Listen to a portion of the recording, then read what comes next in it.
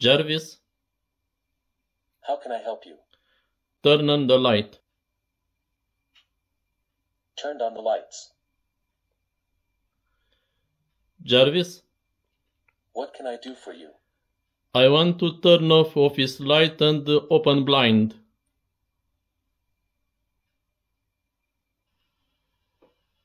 The office light has been turned off, and the blind in the office has been opened. Jarvis, Yes, I'm listening. tell me what is Home Assistant. Home Assistant is a smart home automation platform that allows you to control and automate various devices and systems in your home. Jarvis, What can I do for you? speak in Romanian.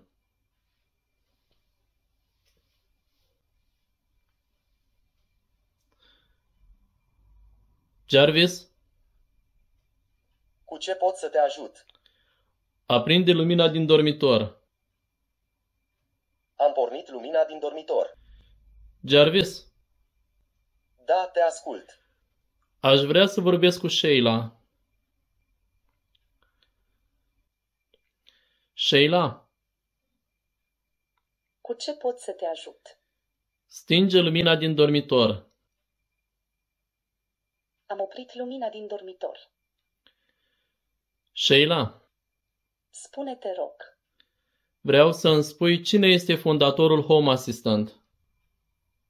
Fondatorul Home Assistant este Paulus Schoutzen. Sheila, Cu ce pot să te ajut?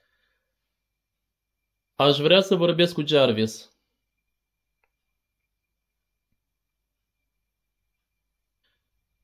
Jarvis, Da, te ascult. vreau să îmi spui cine a câștigat ultimul campionat mondial de fotbal. Ultimul campionat mondial de fotbal a fost câștigat de Franța în 2018. Jarvis, Da, te ascult. aș vrea să vorbesc în engleză. Jarvis,